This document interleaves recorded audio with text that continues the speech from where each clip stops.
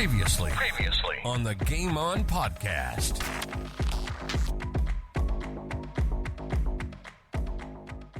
And you've now coached West Torrens, for 8 years, and you've had a hell of a lot of success there, Hags, in all, the 2020, the 1 day, the 50 over comp, and also the district comp. So you had a hell of a lot of success in a real golden era for West Torrens Cricket Club. Yeah, no, I've been lucky. Funny enough, the first contract I ever signed for the SAC, and my manager at the time, and I don't think I even realised this at the time, but he tried to organise to get me more money, I assume, to have a bit of a coaching thing. Because as I said, blokes back in the day had jobs and that, and I just went to high school. So I started off just going out to, you go out to schools and do what they'd call appearances, but also coaching clinics, which were with some of the guys that became mentors to me in Peter Muggleton and Andrew Zessis. And then from there, I got involved with under 15s and with Mick Rotherald in under 15s, and I was the bowling coach there. And by then, I'd played state cricket when I was doing the 15s, and so that was exciting because I know all the kids, could see that obviously I'm this guy that plays on Adelaide Oval now, and I was rubbing shoulders with Blewett and Lehman and Sims and that, and I think so you got the respect there, and they were all very keen and eager to listen. So, and I was very keen and eager to pass on what I was learning because I was learning on the spot too. So I couldn't wait to pass that on to the next generation, and it was really cool. I think the first year I had Matthew Broadbent and Hamish Hartlett in my under 15 state squad. Funny enough, they went on to be Port legends, but don't hold that against him, Hags. It's all right, mate. Sportscast SA presents Game On. Game On. South Australians' destination for everything sports. Local, national, and international sports. AFL football, soccer, basketball, golf, baseball, tennis, cricket, and any other sports played in this wide world. And we're going to have a blast doing it. So sit back, relax, and let's do this thing. Welcome to Game On.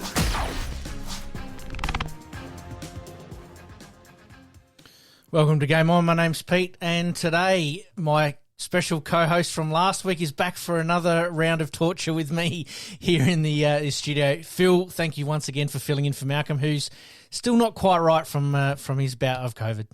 Yeah, thanks for having me back, Pete. The Norwood boys are a bit soft, obviously, so here I am in the hot chair here again. The hot seat, yeah, absolutely. Obviously, Mark Harrity there from our previous interviews there, and a great player for South Australia, and obviously giving back to a little bit of local cricket at the moment. Very, very important that players like that, sort of follow through and remain in the game. Yep, absolutely. Yeah, he was a great cricketer. Around the grounds. Today we're going to have a bit of a talk about the tennis, the SANFL as per usual, the soccer, but we're going to kick off with the baseball. Cracked. The team that couldn't win one just won two. The Giants go back to back.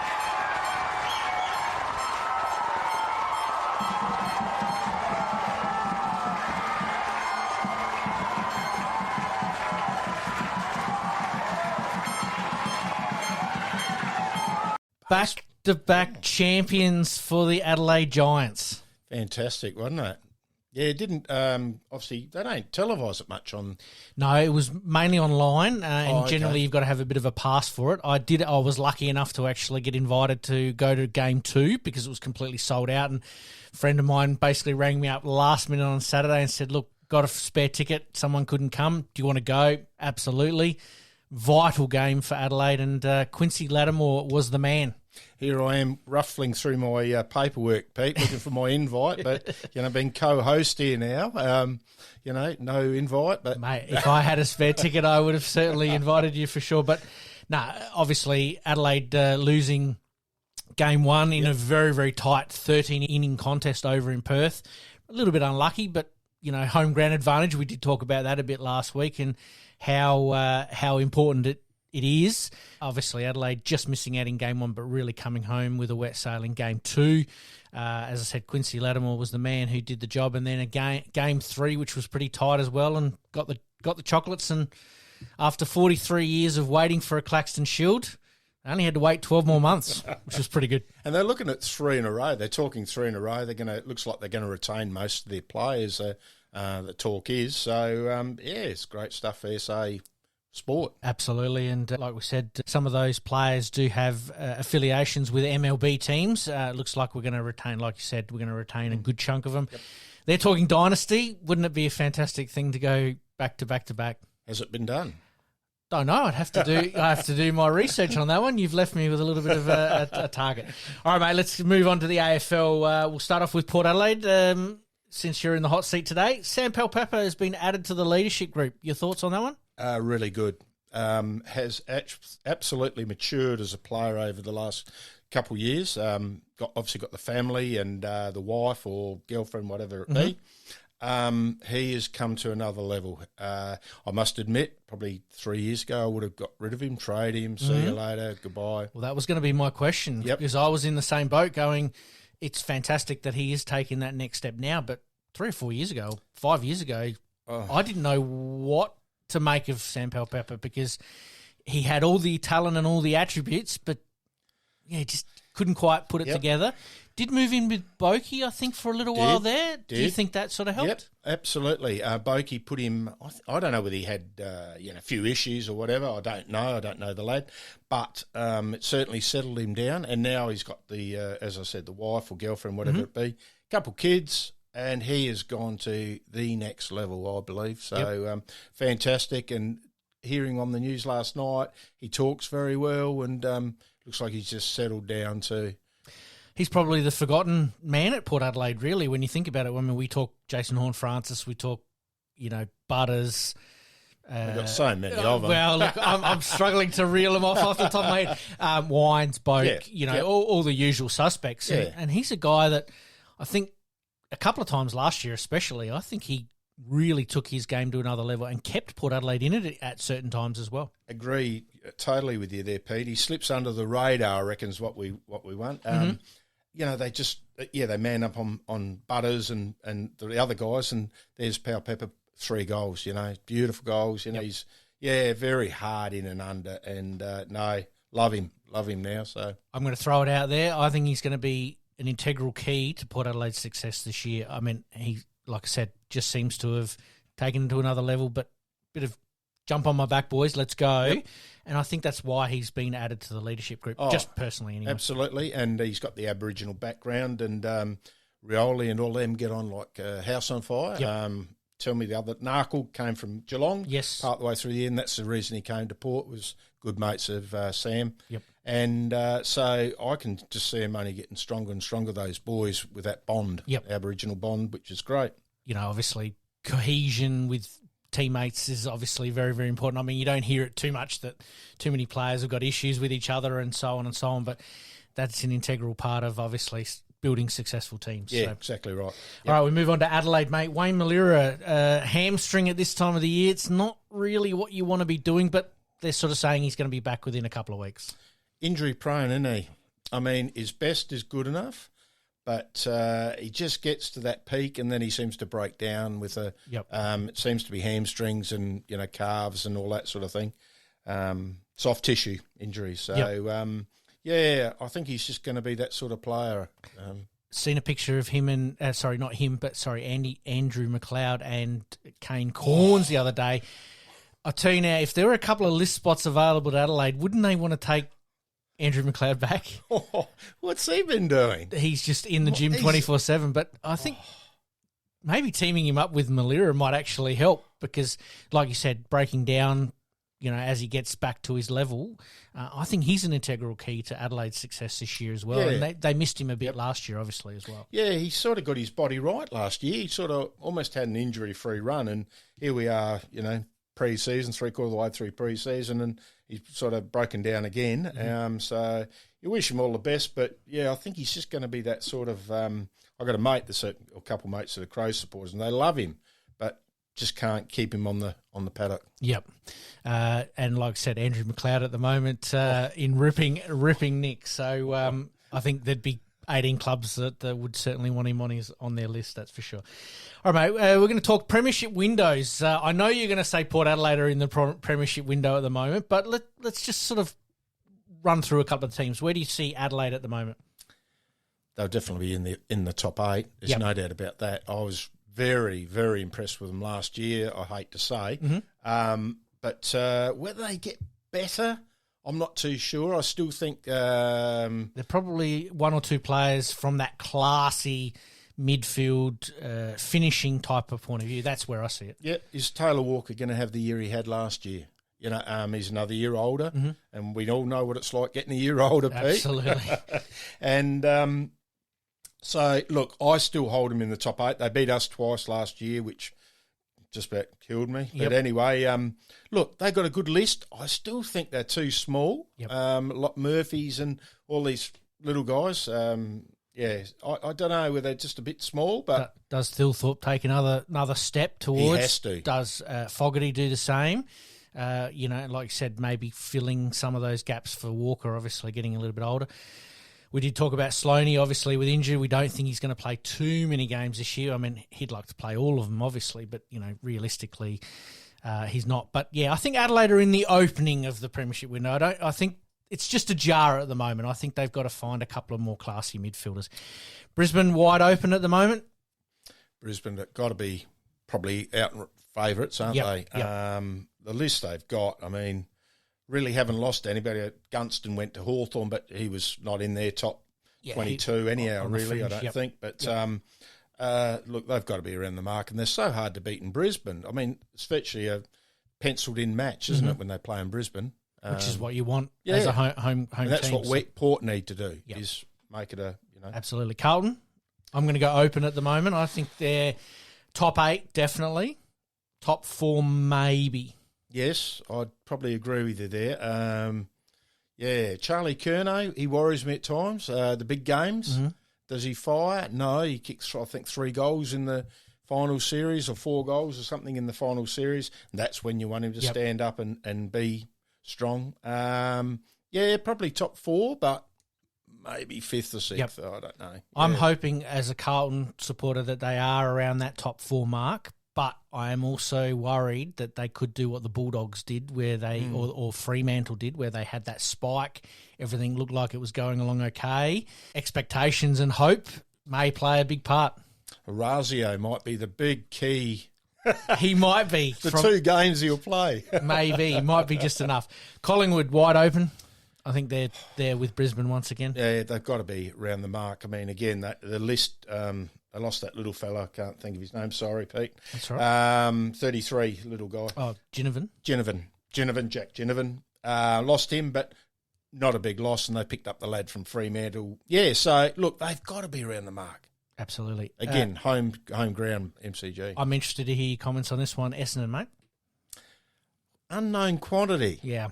Unknown. I don't reckon they'll make the 8. They had some good pickups. Yep. Dersma, and they picked up some good lads. I don't know whether Mackay's going to be, he's big talk about the highest paid AFL player or something, isn't he? And to be honest, I thought he was only average at North Melbourne. Yep.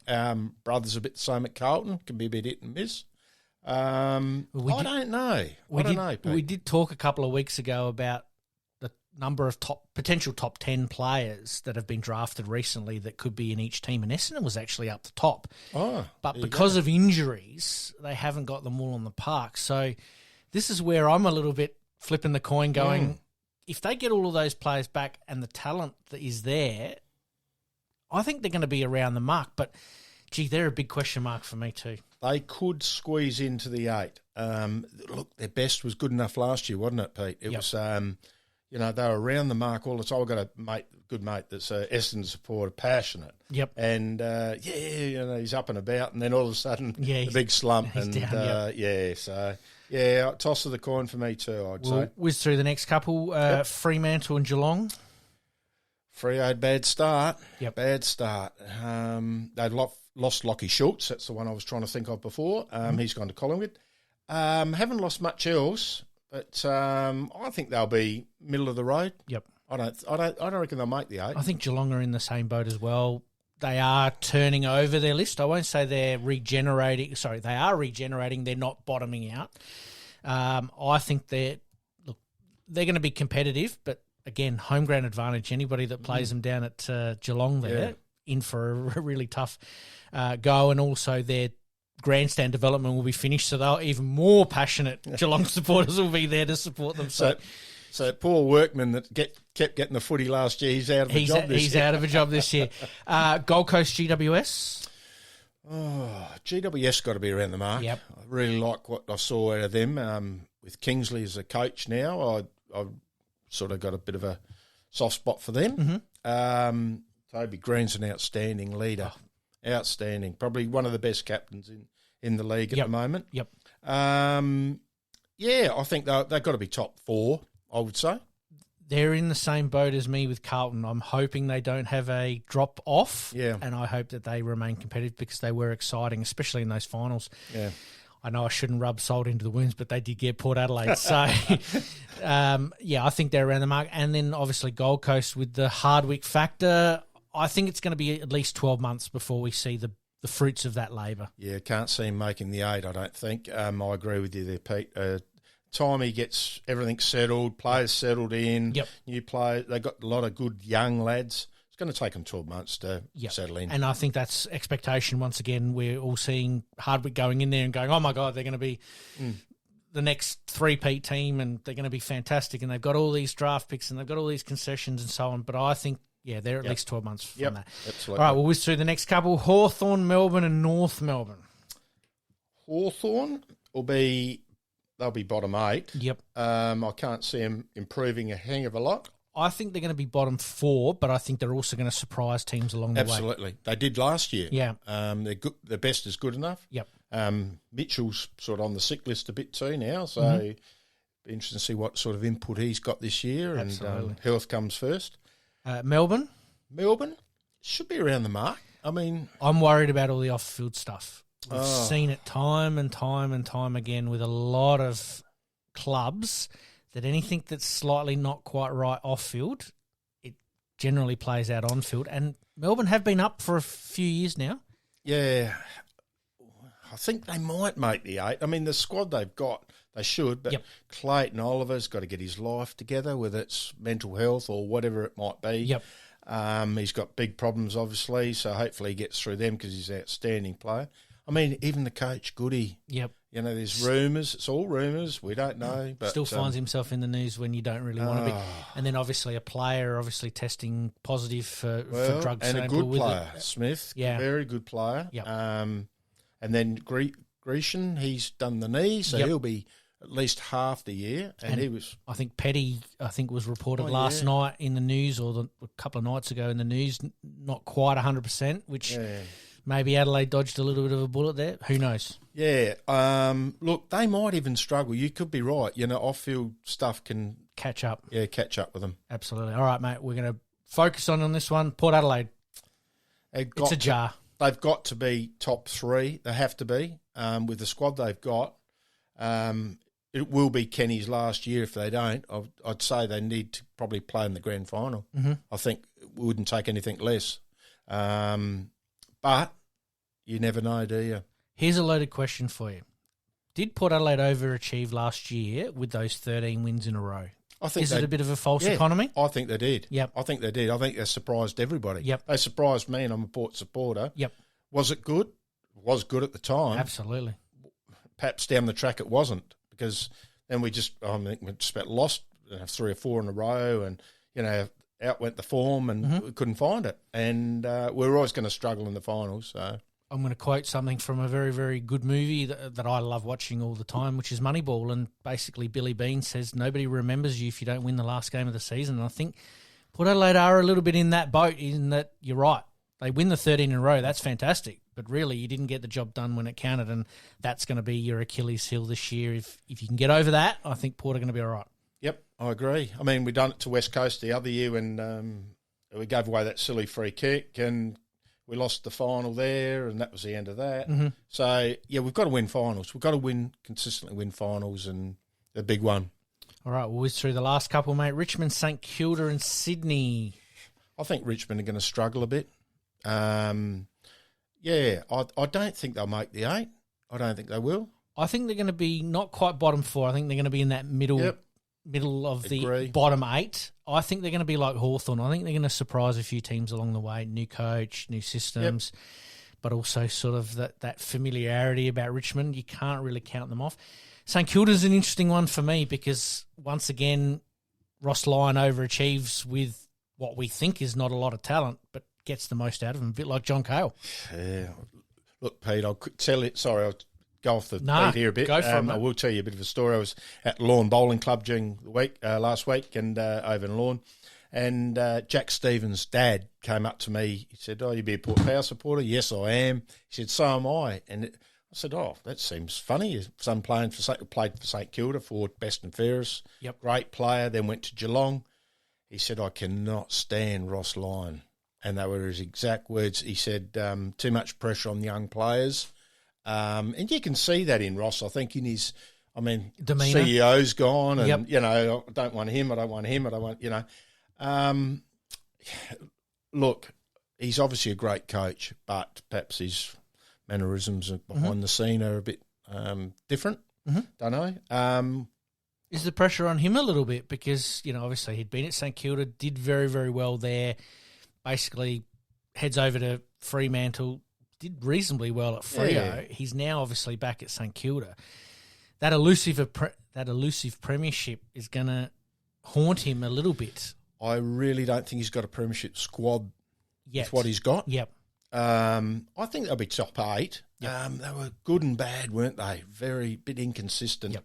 They did have a lot of injuries as well, so we've got to preface that a little bit in that they cobbled together a pretty competitive unit most times. And I think after, round 7 or 8, they were sitting in the top 4. Yeah. And we were surprised. All going, hey, where's this come from considering the injuries they had? So, St Kilda are an interesting watch for me. Must admit, I looked at some of the players, I thought, who's that? Yep. Who's that? Yep. But what he's got, and he seems to get them up and going. So and a bit like John Cale. Yeah, he could be top 8. He might just sneak into that 8, but I don't think with that squad they're going to go all the way. Absolutely. Sydney is an interesting watch for me as well. I think anything's possible. Played in the grand final, obviously, a couple of years ago. The younger players didn't cope all that well last year with having to back up, but I think this year's going to be a completely different story. Got the captain missing for part of the season, Millsy. Shoulder or elbow, whatever it was, he hurt at the Bayhead Monday or whatever it was. Yep. They always seem to front up, don't they? Hard to beat in Sydney. I know they don't have Buddy, but they also look okay without him. That's the thing. He was a bonus when he was there, but he's not there now. They need to find different ways, and I think they will. John Longmire is a very, very good coach. I think he's the man for me that is going to take Sydney to their next premiership. Yeah, I think I'd put him in the 8. Yep, I'd put him in the 8. Yeah, I probably got 10 sides in the 8 at the moment. Early calls there. Sydney for me are in that sort of middle 8. Yes, agree. Middle 8 there. Yep. So I think that they can do some good stuff. All right, West Coast, Western Bulldogs to finish us off, mate. I think the West Coast. No. Injuries again already. Mm-hmm. I don't think anything's that long term, but you've had some good retirements. Like Hearn, he was still a great player. Yep. And he knows he had to go. He was, on his last legs, but he was still a fair player. They're going to struggle. They'll be bottom. We're actually looking to get him on the podcast at some stage as well. Yeah, so really nice lad. Yep. Really know him pretty well. Know Dad even better. Bunger. Bottom. Yep. They'll be finished bottom. Yep. And the Western Bulldogs to finish us off, where do we see them? Because Luke Beveridge has obviously brought in a couple of people to sort of help him out a little bit. He almost needs that refresh. Yeah, he's another little, I don't know whether to love or hate him, that sort of thing. Can be an angry ant, but can be your best mate as well. Yeah. Look, I reckon they'll probably, with the list they've got, should be top 8. They should be top 8. There's 11 sides in the top 8. So, I think they should. English and, those guys, and Bond Pelly, my God, what a player. Yep. Yeah. No, I think 8. I'll give him the 8. Yeah, Smith's going to be an interesting one for me as to when he comes back, how he comes back. Injury is going to play a part. Then obviously you've got other clubs trying to actively recruit him at the moment as well. So that's going to be an interesting watch as to see how that goes. Yeah, I mean, he dropped off last year, didn't he? He did. He had a few issues too, I think, old Bailey. But anyway, time will tell. Absolutely. All right, mate. Huge start to the show. We're going to take a very, very quick break. We're going to come back with the cricket, the SANFL, the tennis, and the soccer, mate. You're listening to the Game On podcast. We'll be right back after this short break. All right, we continue on with the cricket. What is the current state of cricket at the moment? Because I'm a little unsure of where this is all going to go. I do have on my run sheet that ticket prices seem to be one thing that has popped up. Sydney crowds, Melbourne crowds are down quite considerably on previous years. Where's the state of Australian cricket at the moment? Because we're dominating, but we're not seeing the support. It's certainly the money. I must admit I was going to go to a few T20s this year, and I sort of looked back and thought, wow, I mean, WA too struggled at first day of the test. Was it 16,000? I mean, come on, they get 50 to a heat. Yes, not BBL. a heat. It's not a heat, whatever they called. Scorchers match. Yep. 50,000 there, and you get 16 on the first day of the test match. I mean, test match cricket, I've got a mate that's a lover of it. And but to me, I mean, we make it quite exciting with Travi and those guys. They play it like one days, as we know. We've got a good squad. But I don't know. I think it's dying. Do we give the test matches to places like Tasmania, Adelaide, who do generally turn up to support, their national teams?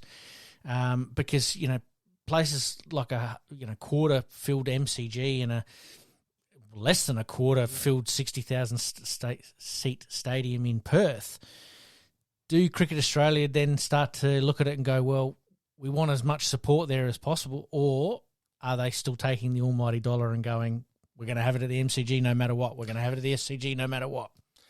And the other thing that doesn't help them, Pete, is 3-day tests, 2.5-day tests. I mean, 5-day test, you want to see 5 days, play it out to the last day or, the last over just about. I know that's not there, it can't be helped. But, you get India and England and some of the other sides that give us a bit of a run. But you get West Indies, 7 players out playing, 2020, and it makes it hard for them, makes it hard. So it's an interesting watch for me. I mean, like I said, we are playing teams that are not quite their usual selves or not with their usual squads, but it'll be interesting to see when obviously England and India come out next year at some stage there or in the future to see what the crowds actually are like, and then I think it has to be re-looked at as to where we play some of these teams that are not quite up to scratch, as to you want as much support there. I mean, there's nothing better than going or even watching from a distance if it's in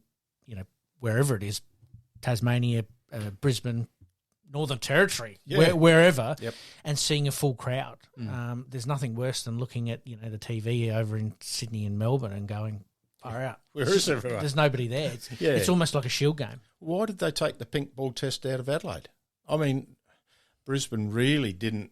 The crowds were okay some days, but they take it away from Adelaide, and we always got good crowds here. And it was also interesting that the players actually mentioned that the way that they did it this year round is that the pink ball test would have suited playing in Adelaide, and the red ball test would have actually suited playing in Brisbane, considering the conditions the way it was. Somebody in an office just need to make a decision. Ticked off something. Your thoughts on Steve Smith moving up the order? He obviously held his bat, obviously, in that last match, but do we see that? We did talk a little bit about it last week. Do we see it as a good thing? I don't. No. I don't. And as you know, Pete, I do another podcast with a mate of mine who's a cricket guru. We'll give that one a shout out. And he said that Smith, I think it was 10 overs, 60 balls. He faced 20, and he was the main man. He needed to face 40, 50 of those 60 balls. Yep. He was up the other end. it's all about Steve Smith, perhaps remaining not out, dragging his bat through the innings, that sort of thing. I think he's a little bit of an individual at times. It's all about me. Yep. No, I don't like it. I would love to see a young lad come in, McQuirk, even if it is him. He's a one-dayer, but he plays. He can play a solid game as well. And Ricky Ponting on the TV last night. Just about to say, got some pretty high praise. So, no, I would have liked to seen a young lad coming in. Finishing off on cricket, mate, there's been some weird things that have happened on the cricket field in the last 12 months. Obviously, the Carey run out of Bairstow was probably the biggest one as far as international relations between Australia and England. But, some bowling there. The player actually hits the stumps. The bail spins on itself and doesn't come off. The double hit the other day in the Sheffield Shield there, player steps in front, double hit of the ball. Little known quirk in the game that I never thought, because he was technically sort of protecting himself in that situation, and just some really quirky things happening on the cricket field. I haven't never seen before. Well, the bails turned. They showed it right up, and they turned, obviously too heavy. They got a battery in them. Full 360. I mean, what's that about? I mean, I don't know. Perhaps we're getting too smart for our own boots. Well, there's been a few that have hit the side edge of the stumps and not dislodged the bails as well. So just some really weird things happening on the cricket field. It's like the twilight zone there at the moment. All right, let's move on to tennis. Arania Rodionova breaks into the top 100 for the first time at 34 years of age. Fantastic, isn't it? I still hope for us, mate. I got to go and find the racket. No, well, that's the first time. Wow, 34. She obviously was a little bit controversial with not being given a wild card into the Australian Open this year. Made it known that, hey, I'm playing some bloody good tennis. Yeah.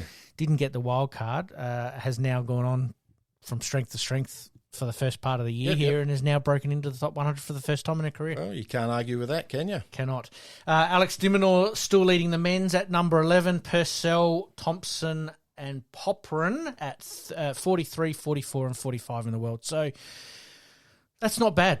No. I don't know whether de Minaur's got the game to take him to the top 4 or 5. You've stolen my thunder, because I was going to ask where do you see de Minaur sitting at the moment? Can he break through? Really, really good player. Haven't seen him live yet, Pete, but I just don't reckon he's got the game to go that next step. He seems mental tough, but look at Hewitt. I look back to Hewitt. I know Hewitt's got something to do with him now at the moment, and I don't know whether he's got the game. He's just lacking that one big weapon, I think. I reckon too. That can make him jump from number 11 to say number 5, and number that's 4 in the world. As we know, that's a big jump, Pete. Well, Sinner is probably the classic example. Where was he 18 months ago? Yep. Developed a couple of big weapons and now Australian Open champion. 8 men inside the top 100. I cannot remember a time where Australia have had 8 men inside the top 100. I can remember a time we didn't even have a man in the top 100. Well, as soon as Leighton Hewitt basically retired, I think the cupboard was bare there for quite some time. Tennis Australia have obviously done a lot of work over the last few years to get a few players. Obviously, some people it's a good subject, some it's not. But, Tomic and obviously Kyrgios were that next group coming through. We've obviously seen what's happened there. Thompson being a little bit older, Popper and obviously being a little bit younger, Purcell around about the mark as well. I think Tennis Australia is in good hands at the moment. Absolutely. I mean, those figures you can't argue with. You go back to Newcombe, Edmondson, Rosewall. Yes. But other than that, it's been pretty a bare shelf for us, top 100 real competitive tennis player in Australia, coming out of Australia last few years. Absolutely. And obviously, like we talked about with de Minaur going from 11 into the top 10, it's also the same for Purcell, Thompson and Popper, and moving from 40s to 20s is that next step. And obviously, I can't see him doing it. I've seen Jordan Thompson a fair bit. I don't think he's more of a doubles type player, but obviously doing it right in the singles now. Good luck to him. But I don't think he's not going to be a world beater. Kokonakis, obviously, being a local Adelaide boy, just sneaking in the 100. almost a bit like Malira, you know, he always gets to the top of his game and then injury cuts him down again. Yeah. Yep. That's basically, he's got all the weapons, but yeah. I see a couple of these Australian players staying around the 30s and 40s, but I'd really like to see another one or two jump into the 20s. Yep. I agree. See how we go. All right, SANFL, mate. This is probably in our wheelhouse a little bit more. The season preview. Let's go top 5 early predictions. Top 5? Yeah. I'm not saying in any no, order. Any order. No. Okay, just the top 5. Yep. I'll say Centrals. Yes. Glenelg. Yep. Who else? Adelaide. Yep. Would be. Probably North, although they have lost a few. And North are always around the mark, aren't they? Yep. I think. I reckon the Eagles might drop off a bit. Yes. Obviously, Port are going to struggle. I mean, ins and outs always depends. But I think I wouldn't be too far off with those 5. Yep. Again, I'm in the same, not any particular order, but I think Glenelg are going to be the team to beat. I think Sturt are going to be around the mark. I missed Sturt. You did miss Sturt. I missed Sturt. No, I have them instead of North. Okay. Yep. There you go. Take North out. Yep. Put Sturt in. I think North have lost a little bit up the top there. Yep. Some key players. So, sorry, Pete. No, that's okay. Sturt for me. I think Glenelg, Sturt, again, in no particular order. I think tossing up between Adelaide and Port Adelaide. I think Adelaide, again, ins and outs are going to play a huge part there. Does. If we're talking purely without the Adelaide and Port Adelaide in there, then definitely North Adelaide, Norwood, and Centrals. I think Centrals are going to be the surprise packet this year. I think they're going to give a lot of teams a run for their money, and out at the Ponderosa, always hard to win out there. Top 3, I reckon they'll be. There you go. Yep. Big call. I think top 5. I have to put Norwood in there. I think. Yeah, I look around here. You have to. No, I think Norwood, sort of had a bit of a down year last year. A couple of new players coming to the club. I think Started slow. Yeah. Finished okay. Yeah. So, yeah. I think Jade Rawlings and obviously Nathan Bassett being back at the parade can only be a very, very good thing. And like you, I think Woodville West Torrens, a bit of an unknown quantity, new coach, but yeah, could be around the mark. But it's hard. I mean, early predictions, that's for sure. Yep. All right, let's move. Oh, sorry, before we move on, is there anything that you can think of that the SANFL can do to sort of increase participation of the crowd at games? Wow, that's a good question. Because obviously, fan zone. Family zones, obviously no alcohol being served, jumping castles, face painting and all that kind of stuff. Oh, good coffee. Good coffee. Oh, hey, here we go. There you go. No, look, you can still go out in the ground, can't you? And have a little listen and quarter time and three-quarter time. I like all that. I mean, you've got to leave it a little bit low key sort of thing. I mean, a few things for the kids. Yep, it's always good, isn't it? I like the Friday night games. Yeah. I think you get home from work, those who work, just go to the footy, have a couple of beers, rah. Yep. I think that's always good. I think they do it pretty well. The crowds aren't too bad. Yeah, I think it's just trying to fit it in a little bit more, and I suppose this is where I'm leading into, just trying to fit it in a little more with local football, in that don't schedule your games, prime time, with local football. Absolutely. I mean, they try and avoid the AFL as much as possible. Yep. I totally get that 100%. But you've got to go the other way as well and try to work it in around some local football, and even maybe a bit of a wild one out here is even inviting some of those clubs to play in a curtain raiser for it. I mean, absolutely, that would be a great initiative if they'd done that, like a Port Districts versus I don't know. Gazer or don't say Gazer. Payneham Nord Union. Yeah, exactly. Yeah. Before a Port Adelaide and Crows game or something, Yep.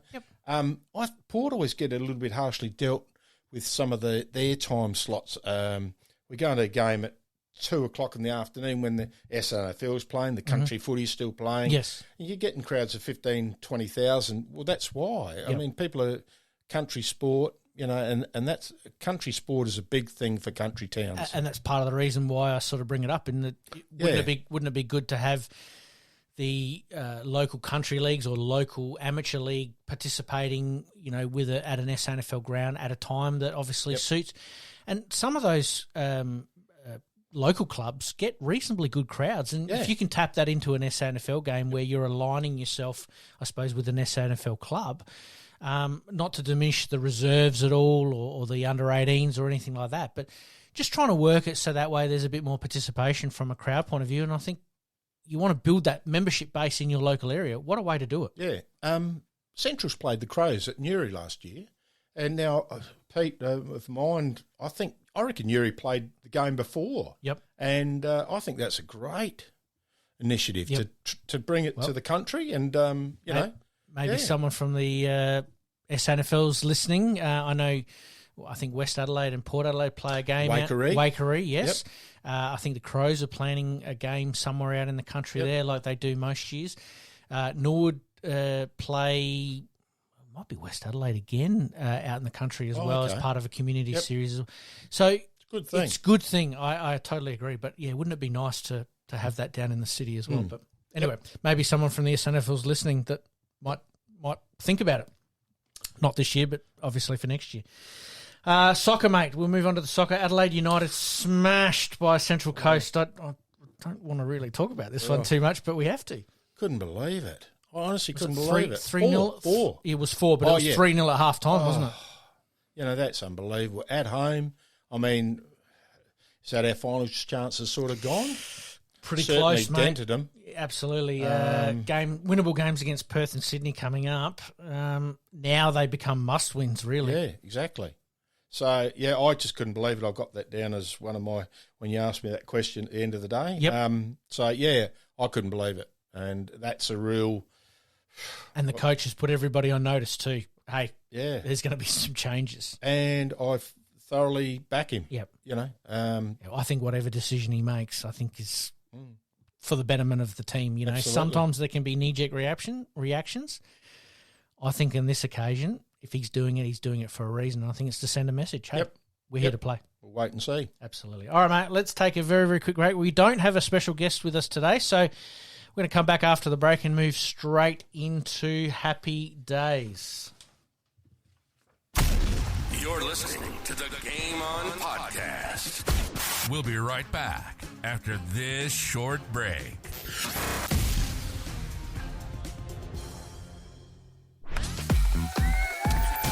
Happy Days.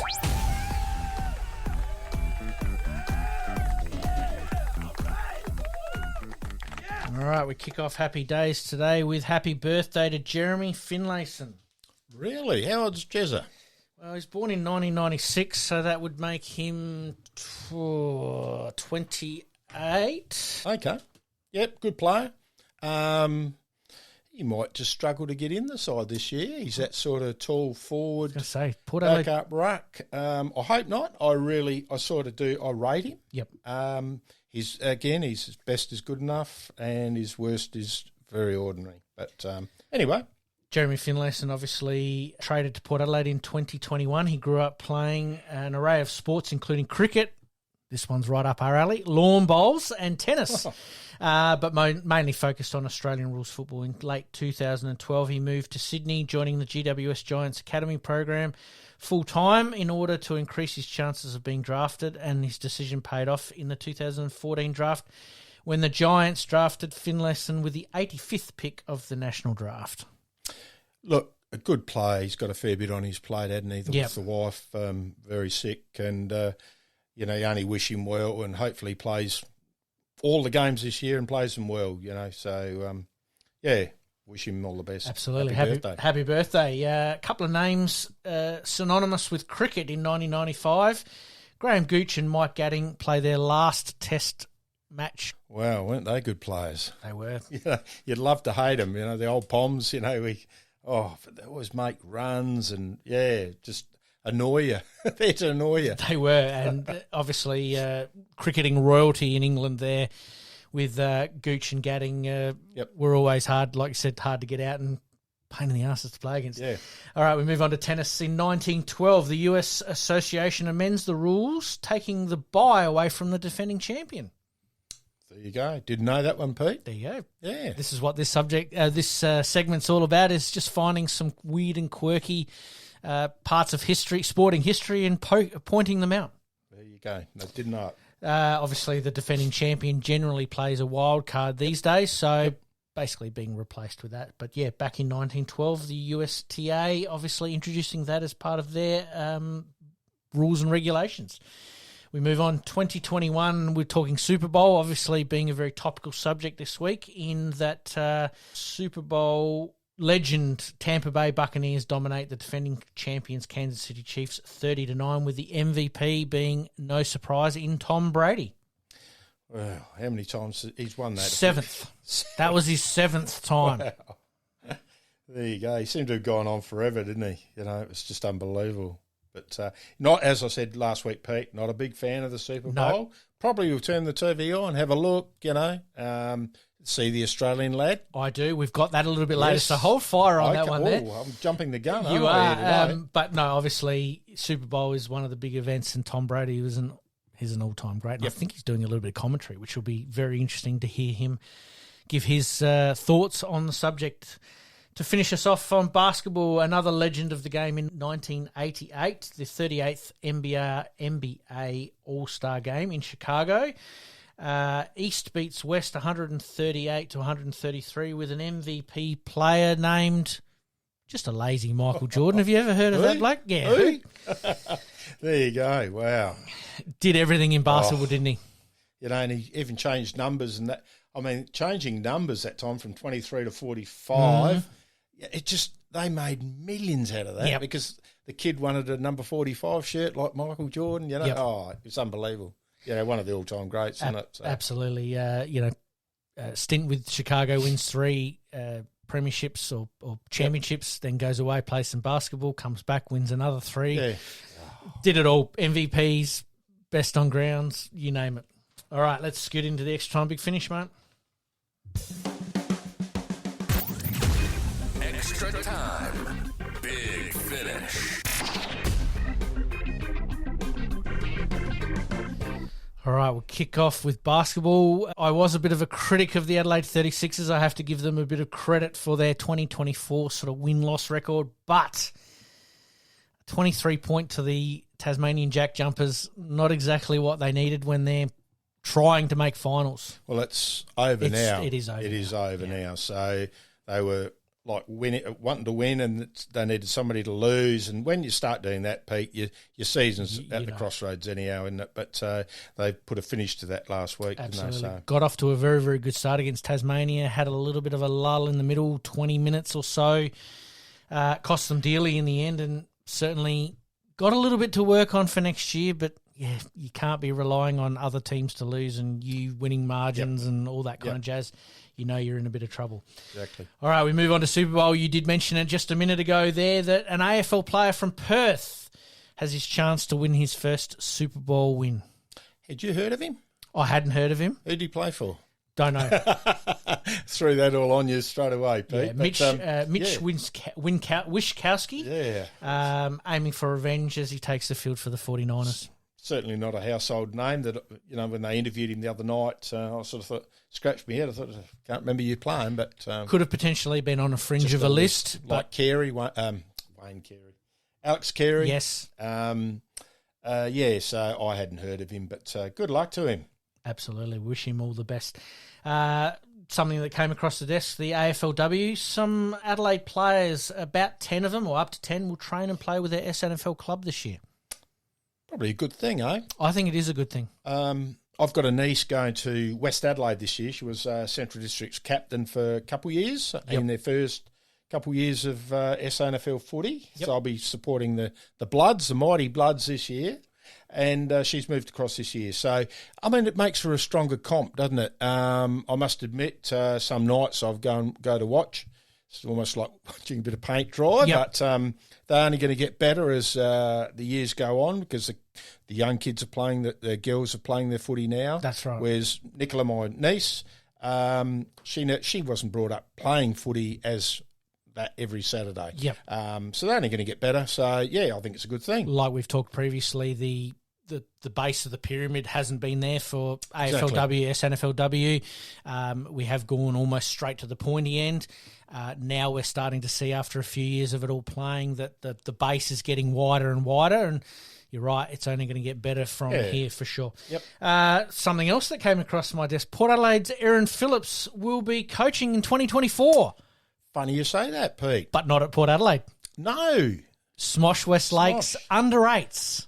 Under 8s. I was out there yesterday, Pete, playing bowls at Westlakes, Yes. and the girls were training there, and I sort of looked out the back of the clubhouse to see, and I couldn't see Aaron there. I must admit I didn't have a big look. Old man looking over the fence probably isn't a good look at the bowls. I reckon it's great. Fantastic, isn't it? Absolutely. I mean, that's where she started her, junior. She's giving back to community. Can only be a very, very good thing. And well done to Smosh Westlakes on securing such a good talent. I know her availability. I mean, it's only under 8s at the same time, but I know her availability is obviously going to be contingent on what's happening in the AFL. She's going to be in the coaching box for the AFL this year, and then her role with the AFL. So, going to be very interesting there. But no, good luck to her. You did talk about lawn bowls yesterday, mate, but here's your moment to shine. Let's do a little bit of a local bowls roundup. Where would you like to start? I'll start in the Barossa League, Pete. A lot of the people wouldn't even know probably the Barossa League even existed, but quite a good strong league up there. Let's shine some light on it, mate. Our top sides up there this year is Angaston undefeated, a very strong side. Mm-hmm. They have the Country Carnival winner in John A. Voigt. He won the singles and he won the pairs. It's a 9-game winning streak you got to do to win both of those. So it's a fair effort to win pairs and singles. Absolutely. He plays for Angaston. So this last week matches, I'll give you a quick rundown on the matches. Kapunda played Tanunda, and Kapunda, they're sitting third, played bottom of the table Tanunda, 129 to 61. Lindok played Mount Pleasant, 121 to 80. Freeling played Yadunda, and Yadunda winning 102 to 77. And the last game was sort of the old rivals, Newry versus Angaston. Bit of a tight one. Very tight, 85 to 82. Angaston getting over Newry. Angaston top undefeated. Newry out of the 4 at the moment, but very, very close table up there, Pete. So, so it's a really good comp up there. Standard's pretty good. Angaston did lose a few players this year, moving down obviously to the Metro Bowls pennant. They did. Female player as well that's doing things on the national stage as well. Yeah, Kate Argent-Bowden, she's playing for Holdie. She's leading for their Prem side. Mm-hmm. And you got Tony Northcott. He went to Hawthorn. Yep. Probably took your old spot, Pete. He might have taken my old spot. I haven't had a chance to look over the teams. Obviously, as much. His nephew Matty's coaching down there, so that enticed him down there this year. Mm-hmm. And so there's a few filtering down, and I heard a couple rumours. There's a couple more could be coming this next year down. So obviously, it's good for them to have a crack downtown. I always try and encourage them. I do a little poaching up there. Off season, I got Bradley Peck down to Paynham this year. Yes. So he's a Tanunda boy, born and bred. So he's skipping in the Premier League down here. So beautiful, having a good year. So I try and encourage them to come down. Absolutely, have a little go. Let's move on to the Metro, which is probably a little more in your wheelhouse as to how you're playing at the moment. Let's talk Wednesdays first. How's things going on Wednesday? Wednesday, struggling. Yep. Struggling. We're in the Divi 1. Yep. Went down a couple of years ago. You're always pushing for players, you don't ever play your Prem players. Very rarely do you get a full side of Prem players on a Wednesday because a lot of them are still working. That's what I was going to say. Let's preface that by saying that a lot of them are working. Yeah, so we struggle. I think we're second to bottom, but virtually just out the 4. Okay. It's very close. So we've got a couple games that we could pencil in for a win. We've got to do that then. Time will tell. Yep. But you don't want to get relegated to Div 2 if we can help it. But, absolutely. All right, let's move on to Saturdays, mate. Premier League. Round 14. We had Westlakes playing Holdfast Bay. 92 Westlakes, Holdie 79. Westlakes, one of the sides we've beaten, being Paynham, beaten this year, and they were top. So it's Somerton and Westlakes are first and second at the moment. Grange, always around the mark, playing Ascot. Again, another good quality side, 82 to 76. Grange getting over them. Lockleys, 86 to Woodville, the team coming up with us last year, 86, Lockley's, Woodville 67. So that was sort of the bottom of the range clubs. Bottom four. Hang on. Yeah, bottom four. Modbury 95 beat Paynham on Saturday evening. It's a Twilight game, 95 to 61, and Somerton 83 defeated Adelaide, who was around the mark. They are playing a bit of youth this year. To 75. Scotty's got them up and about, the young lads. He's promoted a few young lads there this year, which is good to see. Because let's face it, we're all getting older and grumpier and whatever else. I think that's where Adelaide do it pretty well, in that they do promote their youth and looking towards the future. And a couple of those players that are there are state juniors or have been in the state program. So very, very interesting. Westlake's a bit of a surprise for me, and Holdfast is probably the other surprise. They did recruit quite heavily and have had a couple of players come in from interstate, which is something new to Bowls SA, I suppose. I haven't really seen anything like that in the couple of years that I've been playing. Yeah, we played the one lad that got flown in that Friday night. We got absolutely touched up down there at Holdy. They had a full side that night. The only time they've had a full side. They have 2 or 3 lads flying out on a Friday or Thursday night or whatever it is. They play Pennants in Melbourne for Footscray. Yes. And so, so they're only going to play about 6, 7, 8 games for Holdy this year. So they're never really going to have a full side until they come finals. Then look out. Their full side is a very strong side. Absolutely. And Somerton obviously sitting top there as well. So, mate, the Lawn Bowls. Let's keep a bit of an eye on it, and we're hoping to put together a little bit of a Lawn Bowls only show, and we'll talk about some of the leagues as well. So we'll see how we go there over the next 12 months. AFL rule changes. We'll finish off with the AFL rule changes today. Thoughts on some of those? Knee jerk. Yeah, well, I don't know. I don't like it. Look, the first one's that smother. Come just before the grand final. Maynard. Yep. He's going to smother the ball. I mean, it's accidental. I mean, I don't know. I don't like it. Just leave the game, I think. Leave the game alone. Too many changes every year, and it's killing the footy. I'm not in favour of any of them. So. I think that's why people like going back to the SANFL level and the country level, because generally you get a bit better understanding of what the umpiring's calling. Very interesting there. And to finish us off on some general topics is that, do you know it's cheaper to fly from Sydney to London than it is to Adelaide from Perth for the gather round? Honestly, Pete, it makes you sick, doesn't it? We're just getting killed here in Australia, aren't we, with prices and, that is a joke. Saw something last night saying that we're getting gouged by supermarkets, airlines, everything else, and then this comes across and you go, well, Yeah, I mean, I've penciled in this year. I want to go to a couple port games in Melbourne, but it's going to. I might as well throw $2,000 out the window. Basically, it's going to cost that. Take a second mortgage. Yeah. So anyway, might have to sell some blood to get there, mate. All right, let's. I'm giving that away. Finish us off like we always do. The good, the bad, the ugly for this week, mate. Yeah, you caught me out last week, Pete. I knew you'd come prepared this week. All prepared this week. You know what my good is, Pete? And it's probably come out of the ballpark here. Mitch Georgiadis. Good news during the week that he'll more than likely line up if he gets a game on the first game. The knees come 9 months, I think it is, so he's looking good. I pencil him in as a key player for us down there in the forward line. He can be anything. That's my good. Mitch Georgiadis. All right, let's go your bad, mate. Adelaide United. It had to be Adelaide United, Pete. That was the worst. Shocking. 4-0 you don't want to be doing. And my ugly this week, Pete. Let's go ugly. The West Indies. They're 86 or... Yeah, you stole my thunder there. Oh, I had to steal yours last week because I was a bit underprepared. 8.3 overs, I think it was, chased down the score. That was unbelievable. I didn't even know the game was on. It was over before it was on. Agreed. My ugly is probably that it wasn't on free-to-air TV. You had to have paid subscription. So, definitely. My good for the week, SANFL Pepper. I'm going to pump up a port man here. I'm happy with that. Get the cross and the holy water out and demystify the room. No, definitely. SANFL Pepper being in the leadership group and obviously taking that next step. I think that's fantastic.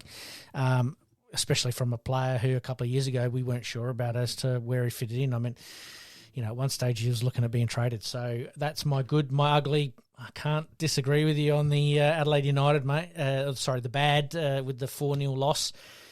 But I sort of hold reserve on that one there. They are obviously trying out, some younger players at the moment. I think Viet is the man for the job. And him saying there's going to be some changes is a good thing.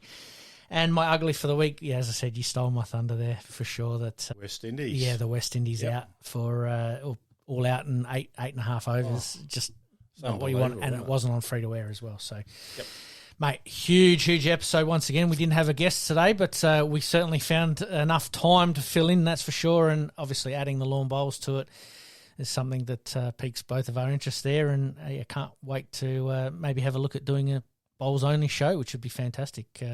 Maybe get Bowls Australia involved in some way, shape or form. So talking South Australian bowls. But, mate, thank you once again for filling in for Malcolm. Absolutely love it. It's all good, Pete. You just sing out and hope Malcolm gets on the mend list. Absolutely. Big shoes to fill. But before we finish up, give a plug for your podcast that you're on as well. Just Gawler Broadcasting, Rick and Phil's Sports Central. But, have a little. It's mainly local sport up in the Barossa League, and we do cover the test matches and a bit of cricket. Rick being an ex-state cricketer, so it's a bit of fun. We're hoping to get you guys as part of my network here that we want to put together a couple of shows and have them running through the week. So we'll see how we go with that one there. But as per usual, we promise to do better next week. Thanks, Phil. Thanks, mate. In this crazy world we live in, we all need the distraction. Enjoying the show? Like, rate, and subscribe. Hook up and connect with us on social media at Sportscast SA. We'll see you next time on Game On.